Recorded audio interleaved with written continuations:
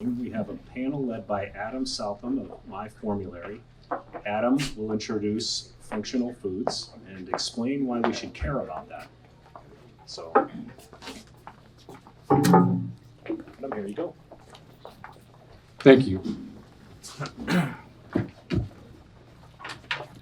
Sue, fortunately for you, I can't sing, or you don't want me to sing, because if I do, what happens is actually cats howl. Okay, so I will not be singing, just so we're clear. I'm Adam Southam. I'm a founder and chairman of My Formulary. My Formulary is a functional food advocate. We have an algorithm. Here's the boring part. It's exciting and boring all at the same time. An algorithm that determines the effectiveness of ingredients, ready for this, in the prevention or treatment of disease or in the advancement of a fitness goal. So we know what's truly good for you. There is no fake news in this because it's all clinically backed. So our role in the restaurant business and in the food business is helping people to understand what they can eat to, again, prevent or treat disease. And the bad news is that 80% of chronic disease is caused by food. Okay, 80% of all of the illness, all of the chronic, the worst things out there is caused by food. The good news, however, this is for you, is 80% of chronic disease can be cured or prevented by eating the right food. Okay, so that's what we're here to talk about today. So why are we talking? Thank you, Nancy. Thank you, Jared, for having us. We're talking because the restaurant food service, chef business has an incredible impact on what we eat. It's where people learn how to cook, is because they're watching what's going on. They try things and they say, gee, I want to try that. I want to do it at home. It's where they develop their palate. And by the way, it's where they spend their money. So 50% of our food budget is spent outside of our own kitchen. Guess what? It's spent in the restaurant, in the fast food place. We won't talk about that, and so on. So you guys and gals, or gals and guys, are responsible and have an opportunity to change the world with respect to what people are eating and what they're enjoying. Now there's good news and bad news. You want the good news, right? Okay, all right, fine. This time I'll give you the good news first. The good news is that this is very attainable. So I'm part of, and every year I go to an event called Healthy Kitchens, Healthy Lives. And Healthy Kitchens, Healthy Lives is the joint venture of the Culinary Institute of America and the Harvard School of Public Health. And there are now 7,000 doctors and chefs who have gotten together over the last 15 years to talk about how to make a nutritious, delicious, functional, efficacious, I could go on, local, sustainable meal for a family of 6 for under 20 bucks. Well, sorry, McDonald's, but that's real competition. Now you have to do this weird thing and eat together as a family because, you're talking about people eating together. Anyway, so there are major initiatives. We all know that this is due. The last 30 years have been destroying our health, and we're here to fix it. So I'm basically going to shut up now and ask questions, interrogate my victims, volunteers, friends. So to my left is Dr. Elizabeth Klodas, and Dr. Klodas is why I'm here, because she saved my life. That's another story for another day, because I used to be much worse than I am right now. Funnier, but not funnier. Anyway, so Liz is a cardiologist.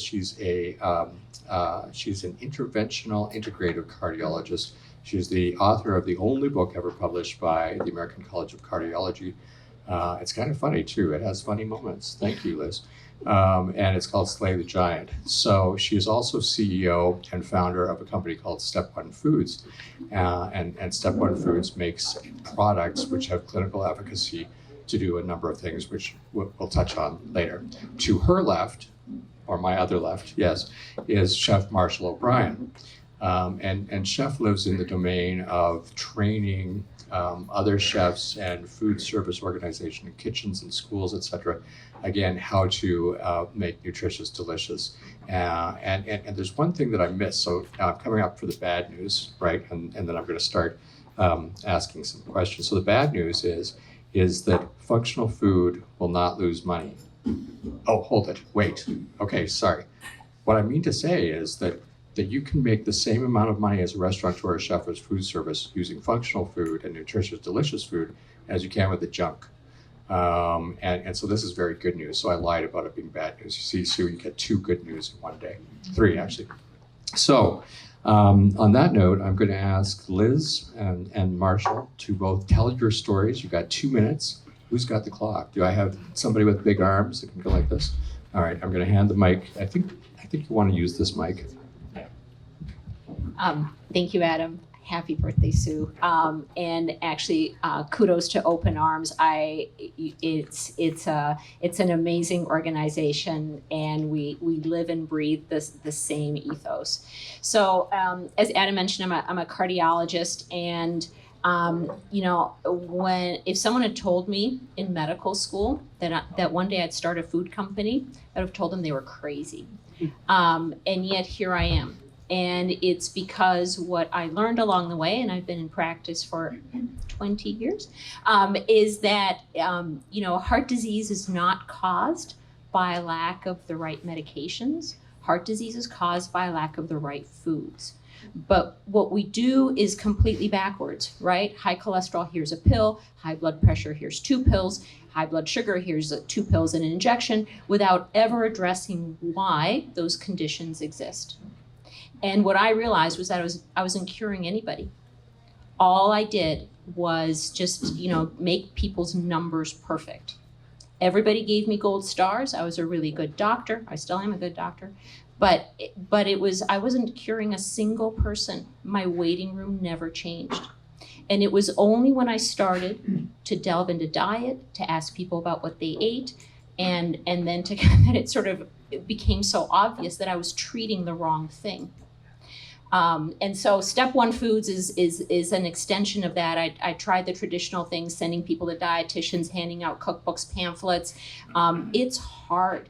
It is hard to eat right, to lower cholesterol, to control blood sugar, to lower blood pressure. It's completely doable, but you have to cook from scratch. And most people can't do that. So Step 1 Foods is food as medicine taken to its literal extreme. I know people will take a pill twice a day. What if we just change 2 things they're eating a day? That's it. And so we created foods that are nutritionally very dense, that are snacks and breakfast type items. We don't ask you to change everything. Just change out a couple of things. That's why it's called Step 1. It's not Step 1 to 100. And even with a tiny change, you can yield clinically relevant health changes. We've actually proven it through a pharmaceutical level clinical trial that we did with Mayo Clinic and University of Manitoba, and we showed that just these 2 little substitutions a day can lower cholesterol by as much as drugs. Behold the power of food. Behold the power of food. Okay, I can keep talking forever, so. Let's see this one. I'll use this one. Thank you. Okay.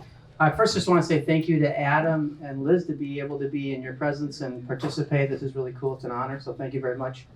I'm a trained chef, published author, regular on Fox 9 television, and I have a team of dietitians, chefs, researchers, writers, videographers, and our whole focus is to help everyone in this room.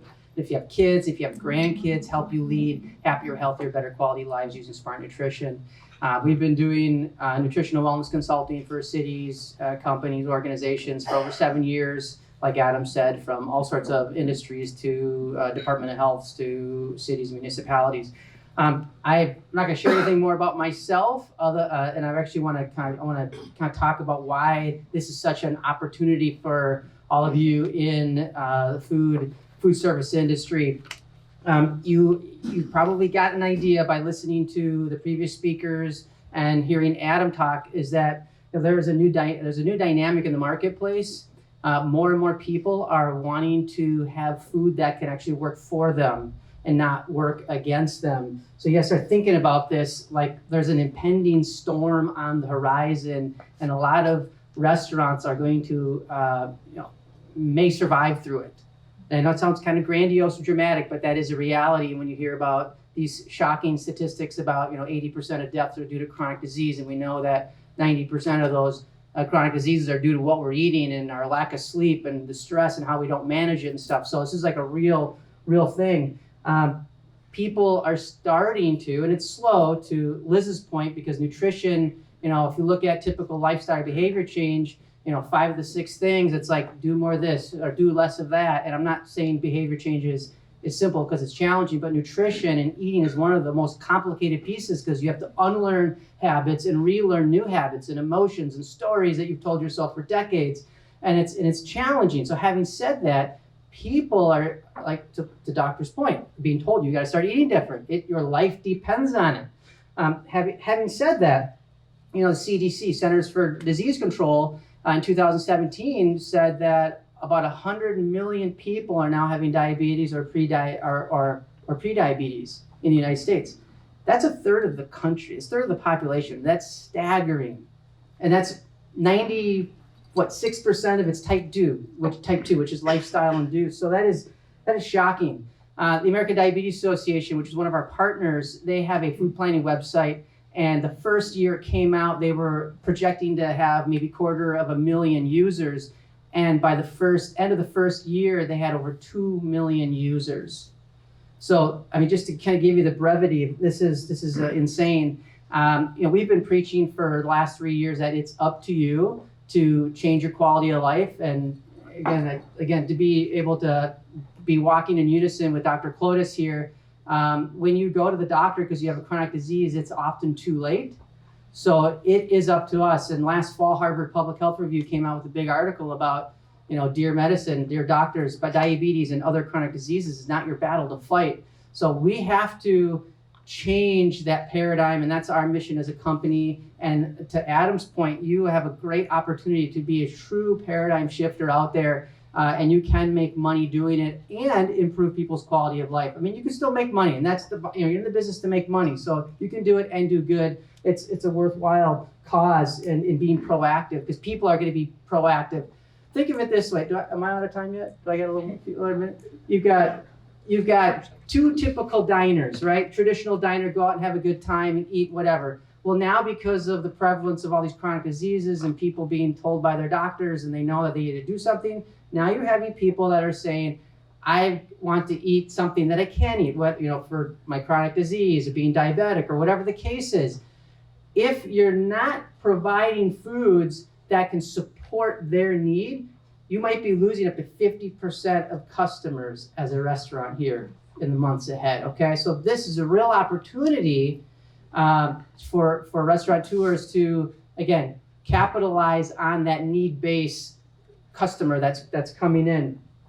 Obviously, it's got to taste great, but you can't say healthy because we know nationally speaking, when you survey menus, when the menu says healthy, low-cal, lighter fare, it is the lowest selling item. So that's a paradigm shift that needs to happen. Don't call it healthy, call it great tasting. Maybe it's diabetic friendly, maybe it's gluten-free, maybe it's low glycemic, whatever it is, you got to tap into the needs of this 50% of your customer base. Ultimately, services like Open Table are going to be providing a service that can say, oh, you're diabetic? Yep, go ahead. Here's the restaurants that are going to have what you want, because they know that people who have chronic diseases are going online, looking at menus, and they're finding what they can eat, which is very different from the traditional diner who just hear from their friends that, hey, it's a cool restaurant, check it out. So I'm excited for you. I'm excited for us. I'm excited to see how restaurateurs take this and really make a great business model for themselves. Thank you. Well, here's my challenge to you all. Put me out of business. Put me out of the doctor business, because my job should not exist. 80% of heart disease we talked about should not exist. There are communities around the globe where the prevalence of heart disease is 80% less. They have 75% less cancer. They have 2/3 less dementia. What is the big difference between them and us? It's what they eat. So once upon a time, I was in the apparel industry, and so I still have great connections to make shirts, and I'm thinking I'll make a shirt for the restaurant industry. Dead patrons don't pay tips, something like that. So, it's the bottom line, don't kill your patrons. So I'm going to ask some questions of you both, and as you guys get to share the mic, because okay. I'm not in a sharing mood. In any case, and somebody's watching my time here, so I don't know who it is, but whoever it is, just jump up and down when we're running out of time. So both Liz and Marshall are in business, right? Marshall's a chef, Liz is a doc, but they're in the food business. And so again, we were invited here to talk about how to make money in the food business, and both of them have taken very different approaches to profitability. So Liz, well, actually both of you, we'll start with Liz, we'll go to Marshall. How did you identify, I think you already answered this, but how did you identify the opportunity to start your business and what need did you see? I think you've already done that, so we'll pass it off to Marshall. Yeah. Well, I just saw that there's all these people that are pain and suffering, and typical American parents overstressed, sleep deprived, overwhelmed, and they're trying to figure out how to get through the day with energy to spare. And when they realize that, again, most foods work for you, or they work against you, and a lot of times what they're eating is working against them. They want a different solution, and they want to figure out how to help their kids live to their fullest potential mentally and physically.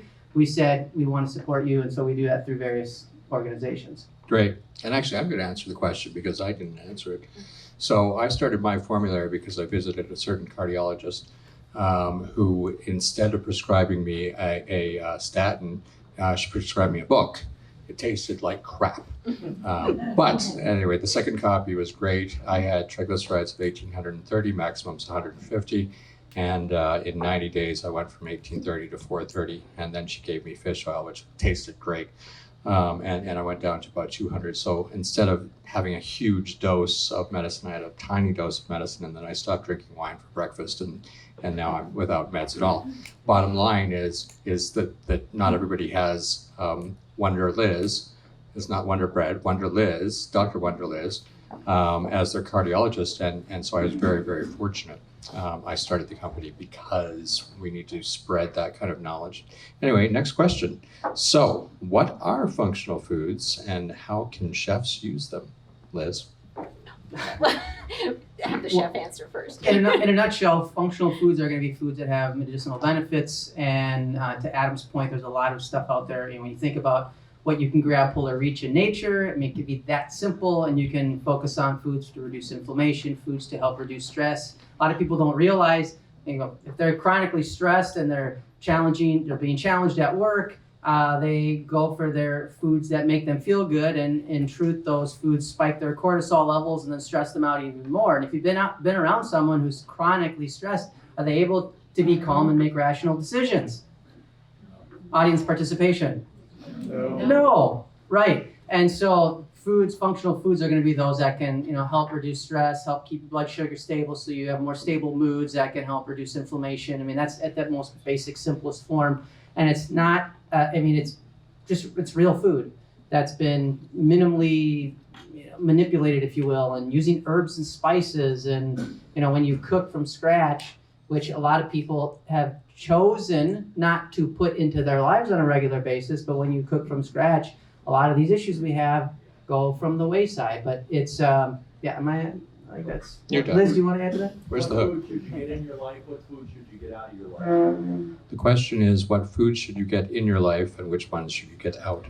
So there's a lot of confusion around diet, right? Keto, paleo, low carb, high carb, low fat, high fat. The best dietary advice I've ever heard is 7 words long. And I added one of the words. I added real. Eat real food, not too much. 8. It was 7, I added the 8. Mostly plants. I mean, it's really that simple. Eat real food, not too much, mostly plants. If you follow that, you will be far ahead in health, in well-being, in disease prevention. That's the solution. So I've worked with the Minneapolis Club with Chef Hawken there a dozen times for lunches with a few hundred people each. And I get to come in and work with him and teach functional food and methodologies. I'm not teaching him how to cook. I'm saying which methodologies he can use.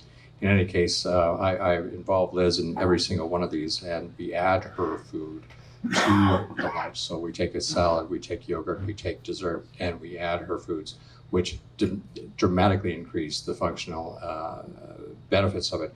And it's interesting because at the end of the meal, I get to stand up and do my 3 minutes of fame and say everybody in this room is walking out of here healthier than when you walked in.